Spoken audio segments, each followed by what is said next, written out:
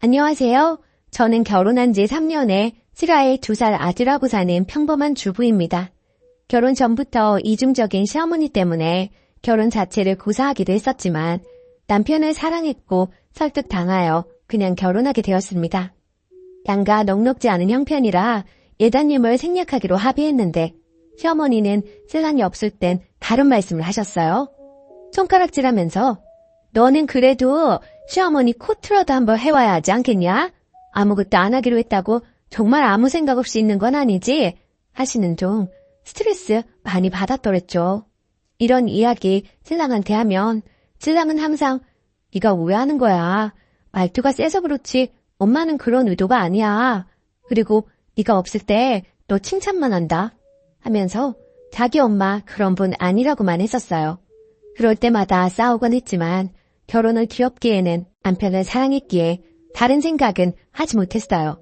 그렇게 결혼을 했고 결혼하고는 시어머니랑 같은 동네에 살았는데 신랑이 출근만 하면 저희 집으로 달려오셨습니다.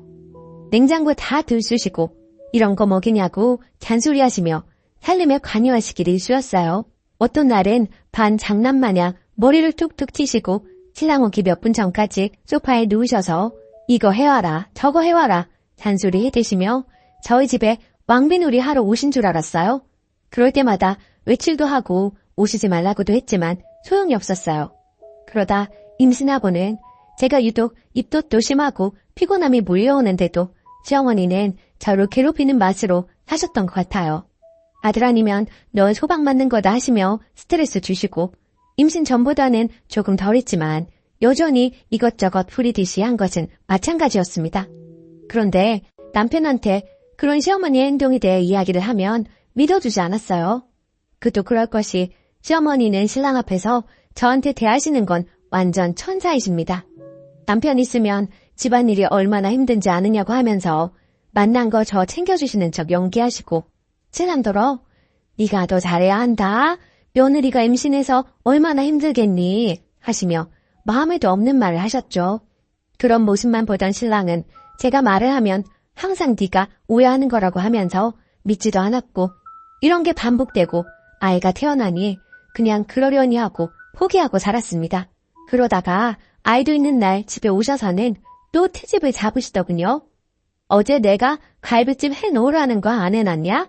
아니 집에 있으면서 뭐가 바쁘다고 그걸 안 했어? 너 내 말 무시하니? 라고 하시기에 아직 핏물이 덜 빠졌다고 하니 그걸 들어서 거실에 내팽개 치시면서 네가 게으르고 성의가 없으니까 내가 매일같이 화가 나는 거 아니야? 내가 시켰을 때 제때 했으면 이럴 일이 있니? 하시면서 손찌검도 하셨는데 2살간 아들이 그거 보고 할머니 밉다고 우는데 그 우는 아이가 뭘 안다고 거기다 대고 하는 말이 너네 엄마가 너무 못돼서 할머니가 혼내는 거야. 이렇게 말 안 들으면 혼나게 돼 있어. 라고 하는데 저는 참지 못하겠더라고요. 이렇게 살다가는 안 될 것 같아서요. 그래서 친구와 상의 끝에 거실과 부엌에 CCTV를 설치했습니다. 시어머니 모습이 이 정도라는 걸 남편에게 보여줘야만 했어요. 내가 3년 동안 이런 대접을 받으면서 살았다는 걸 보여주려고요.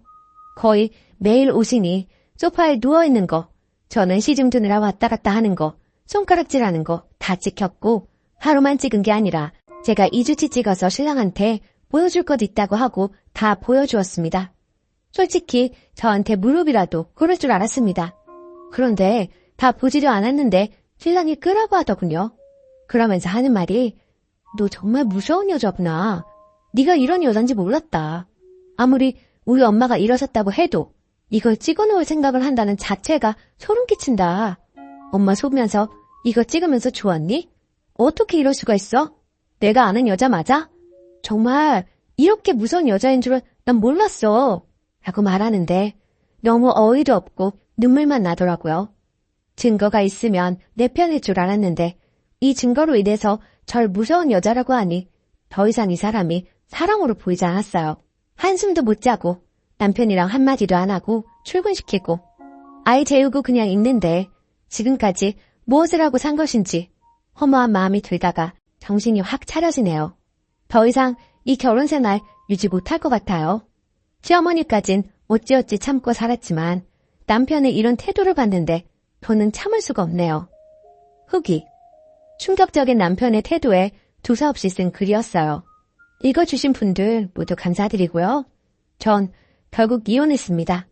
남편이 그렇게 저에게 무섭다고 한 이후부터는 정말 전 무서운 여자가 되어야만 했어요. 그동안 어떤 수모를 겪어도 이 가정 지키고자 참아왔지만 더 이상은 그럴 이유가 없으니까요. 이혼 이야기 듣자마자 저희 집 달려와서 제 머리채부터 잡으려 하시는 시어머니. 저 같이 머리채도 잡았어요. 태어나서 한 번도 누구와 싸워본 적이 없는 저인데 그 첫 상대가 시어머니라니요. 제가 같이 머리채 잡았다는 이유만으로 더 숨 넘어갈 듯 약올라 하시는 시어머니가 남편한테 전화로 이야기했지만 모르쇠로 일관했네요. 어머님, 너무하시네요. 아무리 그래도 제가 머리채를 잡았다니요. 아무리 자기 엄마 편이라도 제가 폭력을 휘둘렸다는 건 남편도 믿을 수 없었기에 시어머니 말을 믿지 않았고 거의 뒷목 잡고 쓰러지려고 하시는 거 내보냈어요. 그 사이 자고 있던 아이에게 어찌나 고맙던지 자기 엄마 연락받고 1시간 반 거리 회사에서 집으로 남편이 오는 시간 동안 저는 짐 싸들고 친정 왔고요. 이혼만은 안 된다고 매달리던 남편이 제가 뜻을 굽히지 않자 그럼 합의로 가자고 하더군요. 절대 그럴 수 없다고 소송 변호사 써서 변호사하고 이야기하라니까 그때부터 저보고 또 무섭다고 하대요. 그래서 말했어요. 무서운 모습은 하나도 안 보여줬는데 이제부터 정말 무서울 텐데 어쩔 거냐고요. 모든 명백한 증거 다 제출했고 다른 유책 사유를 찾기 위해 남편이 시댁에 매달 돈을 보내는 내역까지 알게 되었네요. 그럴 거면 뭐하러 결혼했는지. 양육권도 제가 유리하고 소송도 마찬가지라고 하네요. 끝까지 가보려고요. 진짜 무서운 게 뭔지 보여주려고 합니다. 댓글. 그동안 왜 그렇게 당하셨어요? 님도 똑같이 남편 없을 때 시어머니한테 함부로 대하면 되는 건데 아예 문도 열어주지 마세요. 아니면 들어오게 하고 아무것도 해주지 마세요. 욕하고 때리려고 하면 막으시고 반하게 나가세요. 내가 내 남편이랑 결혼했지 당신 종 노릇하려고 결혼한 줄 아느냐고 따지세요. 님이 끌려다니니까 만만해 보여서 더 그러는 겁니다. 그러고 남편 있을 땐 님도 천사표로 어머님께서 천사표로 돌려내서 울고불고 난리치면 님은 더 두루누워서 대성통곡하세요. 어머님께서 시키는 대로 해왔는데 아직 제가 부족한가 보다고 죄송하다고요. 천사표의 진술을 보여줘야죠. 댓글 2. 남편은 자기 눈으로 안 본 건 목에 칼이 들어와도 안 믿는 아주 근성 있는 자인 것 같은데 그럼 마찬가지로 이미 남편 없을 때 악해만 저질러도 똑같이 안 믿어야 맞겠죠? 우리 부인 천사표라면서 그럴 리가 없다면서. 그런데 만약 부인 말은 끝까지 안 믿어줬으면서 자기네 엄마 말은 한 번에 믿어준다면? 답은 말씀 안 드려도 잘 아실 거예요. 부디 마음 굳게 드세요. 두 번째 사연. 처제가 와이프의 딸이라고 합니다. 안녕하세요. 진짜 이런 데밖에 털어놓지 못하는 고민이 있다는 게 이런 기분인지 몰랐는데 참 씁쓸하네요. 어디서부터 이야기를 풀어야 할지를 모르겠는데 일단 앞뒤 상황 먼저 설명을 하자면 저희는 결혼 4년차 부부이고 5살 6개월 된 딸이 있습니다. 그동안 딱히 서로 큰소리 나온 적이 없고 불만도 없지는 않았지만 나름 잘 조율되며 살아왔고 금술도 나쁘지 않았다고 생각합니다.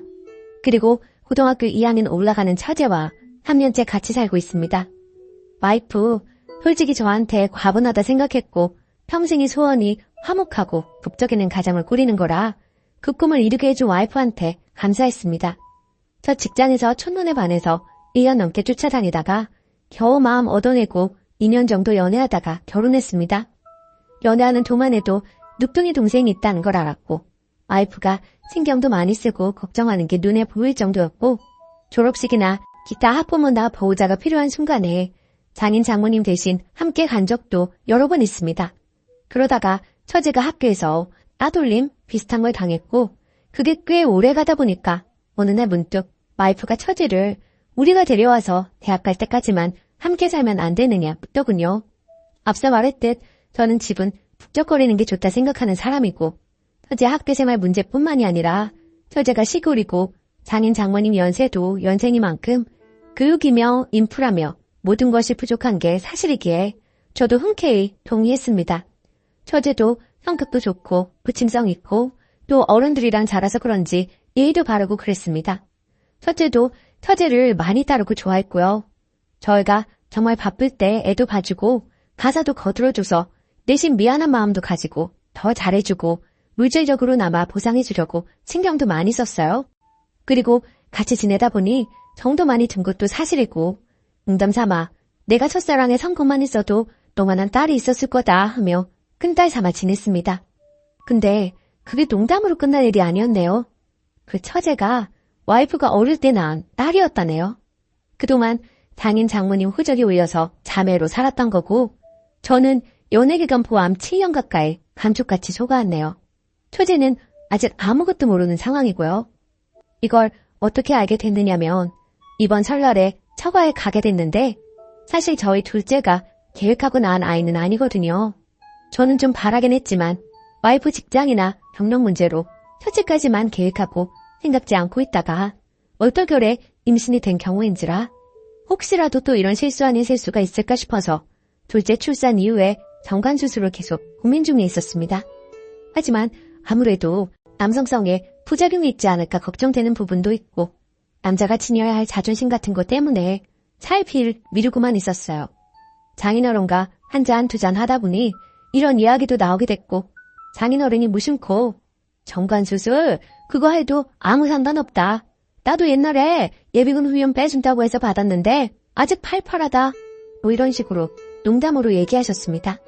그래서 저도 그래도 처제 태어난 거 보면 정관수술해도 임신할 가능성은 있다는 거네요 하면서 웃고 말았는데 그때 장인어른 표정이 뭔가 좀 이상했습니다. 아차 싶다고 해야 하나? 뭔가 몹시 당황하신 표정이었고 평소랑 다르게 허둥지둥 화제를 돌리시더니 일찍 들어가시더라고요. 그때까지만 해도 저는 별 생각이 없었어요. 그냥 정말 아무것도 모르고 잠자리에 들었는데 어제 아침에 뭔가 모르게 장인 장모님이 저를 대하는 태도, 분위기 이런 게 평소랑은 확연하게 다른 게 느껴지더라고요. 뭔가 콕 집어 설명하기에는 모호한데 직감적으로 느껴졌다고 해야 하나.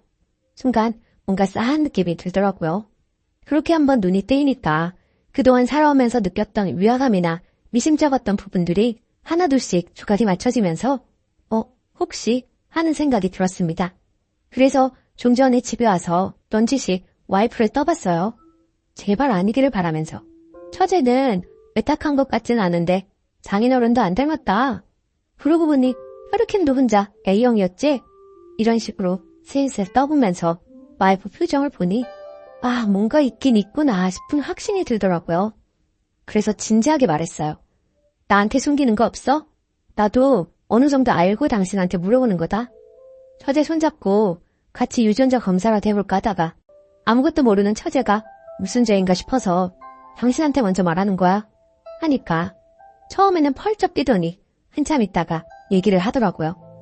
어리고 철없을 때 과외 공부를 해주는 오빠랑 만났었는데 6개월이 넘도록 임신한 사실을 몰랐고 원래 생리도 들쭉날쭉하고 배도 나오지 않아서 전혀 모르다가 이미 지우기엔 너무 늦은 시기에 알게 되었고 당시엔 졸업만 하면 오빠로 결혼하자 했던 그 사람도 군대에 간다고 한 후에 연락이 싹 끊겨버렸고 임신했다는 사실만 알려줘도 퇴학을 당하게 되니 부모님 호적에 올려서 살아왔다고 합니다. 어찌저찌 당학에 맞춰서 출산을 하게 됐고 주변에 아무도 모르는 채로 그렇게 평생을 살았다네요.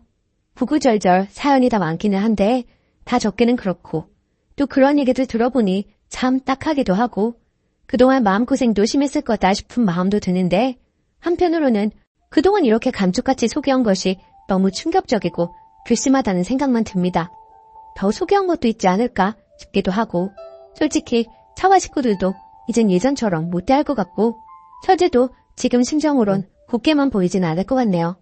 와이프는 이래서 평생 혼자 살려고 했었는데 남자라고는 쳐다도 안 보고 살았는데 그런 사람 꼬신 게 저 아니냐며 통곡을 하더군요. 지금 상황에선 도저히 정상적인 대화가 안 될 것 같아서 일단은 나와서 차에 앉아있는데 이걸 참 어디에 얘기를 해야 하는지 아니 어디 얘기도 못하죠. 참 제 머릿속도 정리가 안 된 상황인데 앞으로 어떻게 해야 할지도 모르겠고 이혼을 하는 게 맞는 것인지 이혼을 하면 애들은 또 어쩌고 재산이며 뭐며 한편으로는 와이프 입장도 안타깝기도 하고 정말 머리가 커져 나갈 것 같네요. 참 어쩌면 좋을까요? 후기. 2년 만에 글을 쓰네요. 이혼하고 나서는 한참을 방황했기에 글을 쓸 여유가 없었던 것 같아요. 처음에는 이혼할 생각은 없었습니다. 보듬고 가려고 했어요. 그런데 깨진 유리컵 마냥 깨져버린 저희 둘의 믿음은 다시 붙일 수가 없더라고요. 와이프의 말에 자꾸 의심을 하게 되고 와이프 역시 그런 제 마음을 알기라도 하는 듯 움츠러들고 멀어져만 갔어요. 집에 가면 답답한 공기가 저를 숨막히게 했고 결국에는 이혼을 해야만 했습니다. 아이는 일주일에 한 번씩 보고 있어요. 아이 생각하면 정말 가슴이 아프지만 엄마로서는 훌륭한 사람이기에 양육권은 아내가 가져가는 게 맞다고 생각했네요. 장인 장모가 통곡하며 저에게 사죄했던 모습은 잊으려 해도 잊혀지지가 않네요. 그때 많이 가슴이 아팠습니다. 이제는 나아가려고 합니다. 지난 일은 상처로 나왔지만 치유해 보려고요. 응원 부탁드립니다. 모두 행복하세요. 댓글. 미안하다고 빌어도 모자를 파네. 결혼 안 한다는 자기를 꼬셨다고 남편 탓하는 아내 대단하네요. 남편 속인 게 저거 하나가 아니고 그냥 들킨 게 하나일 뿐이라고 생각합니다. 뭐든 들키지 않으면 잘못 없다는 범죄자 심리 가진 사람들이 너무 많아요. 남편분 힘내세요. 오늘의 사연은 여기까지입니다.